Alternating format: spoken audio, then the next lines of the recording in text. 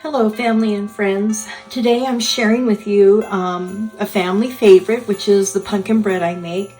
And I actually got this recipe from my sister Debbie probably, I don't know, 50 years ago or so.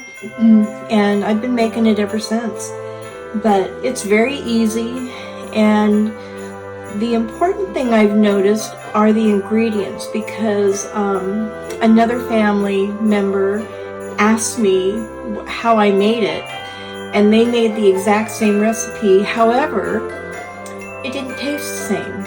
So the only thing I can think of is the ingredients that I use, because I use a higher quality butter. I love the Plugra, which is what I've been using for a long time, as well as my cinnamon and cloves. But anyway, so these are the products I'm using. I'm going to give you what it is for 2 loaves, but I double it because I hand it out to neighbors and friends, and make several to take up to the ranch at the holidays. They go through a loaf a day. But for 2 8-inch foil pan loaves, I use 2/3 of a cup of butter, 2 2/3 cups of sugar, 4 eggs, 1 can of pumpkin, which is a 16-ounce can, 2/3 cup of water, 3 1/3 cups of flour, 2 teaspoons of baking soda, 1 1/2 teaspoons of salt, 1/2 teaspoon of baking powder, 1 teaspoon cinnamon, 1 teaspoon of cloves. Now you can add chopped nuts and raisins if you want. I don't. Some people have allergies to nuts. Raisins are not my favorite, so I've always left them out.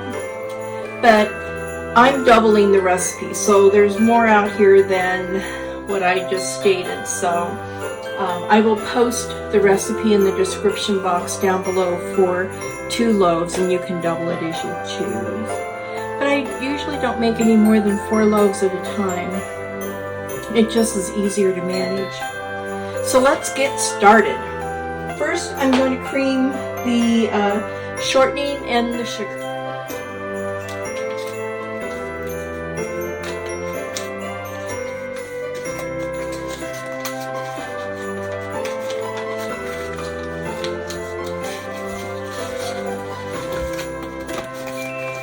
And I do let my butter sit out and soften.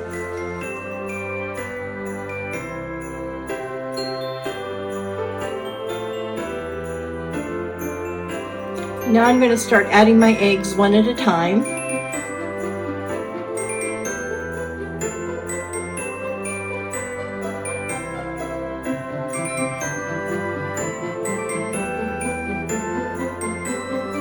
Now I'm going to add the pumpkin.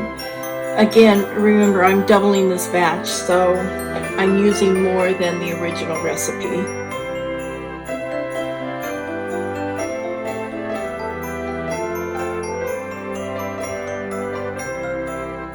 I'm adding the water next.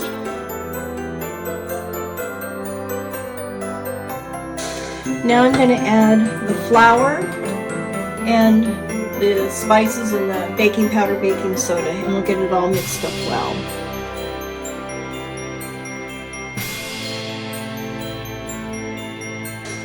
After I add half of the flour, I will add the cinnamon and cloves and the baking powder, baking sugar, and salt. That way it'll get incorporated really well.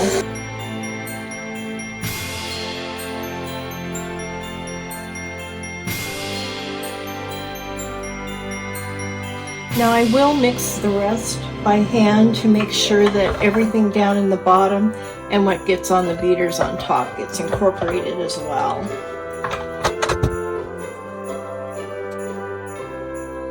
I've been blessed to have 2 KitchenAids because I do so much baking, and they're both professional, but one is bigger than the other, and the one that I'm using is the bigger one. and it will hold up to the volumes that I do when I do large batches of cookies, or like this, the large batch of pumpkin bread. But during the holidays and special events that I help with, I have both of them going at the same time to get things done. It's really nice. Okay, let's make sure all this flour gets mixed in well, all the way down to the bottom. I see pumpkin in there. I just want to make sure I get that very bottom where that dimple is. A lot of times that doesn't get mixed well. And it's looking pretty good. So now I'm going to put it into my baking tins. And I use foil ones because I give them out and I don't want to have to worry about getting anything back. And I do have an old cookie sheet that's kind of ugly. I've showed that before. And I don't care if things spill over on it. You can see how bad it is.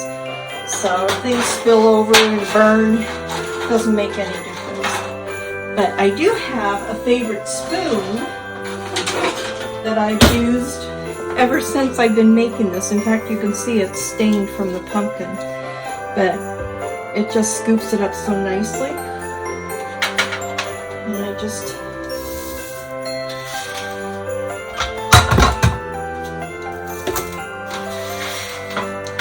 put it in the pie pans, pie tins, or not pie, the loaf.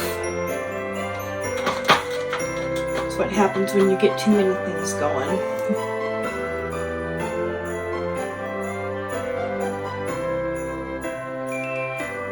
I'm going to put these in the oven at 375 for an hour. I'm going to check them and I'll show you what they look like. Okay, here are my pumpkin loaves.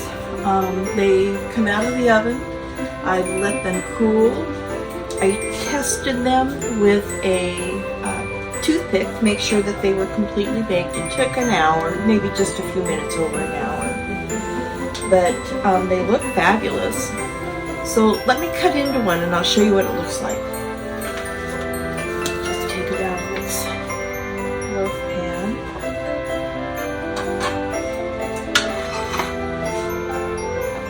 Cut the pieces.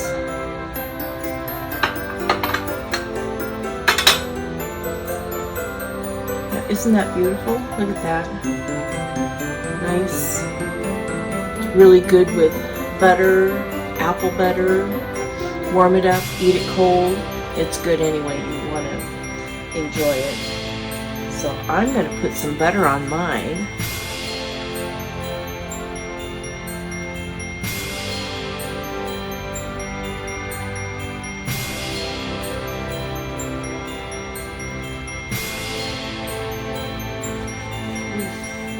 Turns out good every time. Well, if you make this recipe, let me know how you like it.